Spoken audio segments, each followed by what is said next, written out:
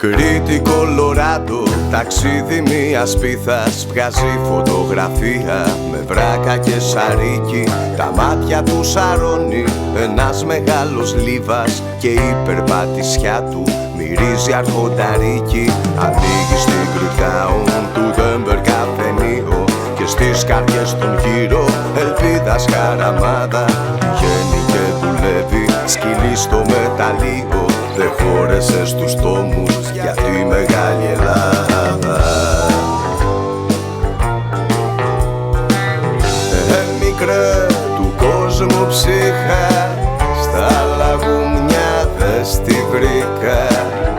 Ένα φως παρακτικό που το λένε Λουιτίκα.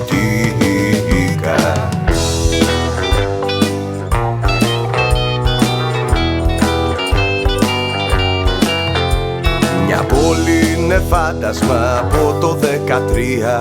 Landlord φωνάζανε πέρα στην Άγρια Δύση. Εκεί ήτανε που ξέσπασε μεγάλη απεργία από μεταλλορίχους που πέθαιναν για ζήση. Από τους πρώτους τρέχει και συντονίζει. Ο Λούι που οι σύντροφοι τον λέγαν στρατηγό. Ανάγκαζαν και βράχο ακόμα να ραγίζει. Οι λέξεις του πακούγαν του δίκιου τον παλμό.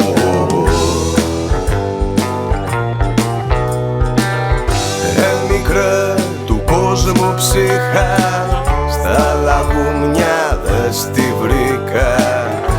Ένα φως παρακτικό που το λένε Λουιτίκα.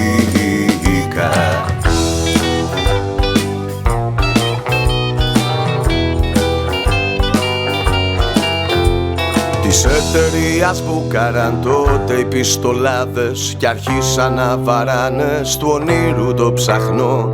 Ένα αγοράκι που θέλε τον γάτο του να σώσει, με σφαίρα το κεφάλι του δέχτηκε ασπασμό. Ήταν πολύ το αίμα χυμένο απ' τους αγάδες του κόσμου αυτού που μοιάζει τόσο αγγελικός. Με μια λευκή σημαία προς τους ροκφελεράδες. Ο Τίκας να τελειώσει ζητά το μακελιό. Με καραπίνα ο Φωνιάς τα ανοίγει το κεφάλι και σκόρπισε το άδικο και σύστηκεν η πλάση. Τα όπλα τους αδειάσαν στο άψυχο κουφάρι. Όμως ο Λουιτίκας ποτέ του δεν θα χάσει. Όμως ο Λουιτίκας ποτέ του δεν θα χάσει. Το δίκιο με το μέλλον.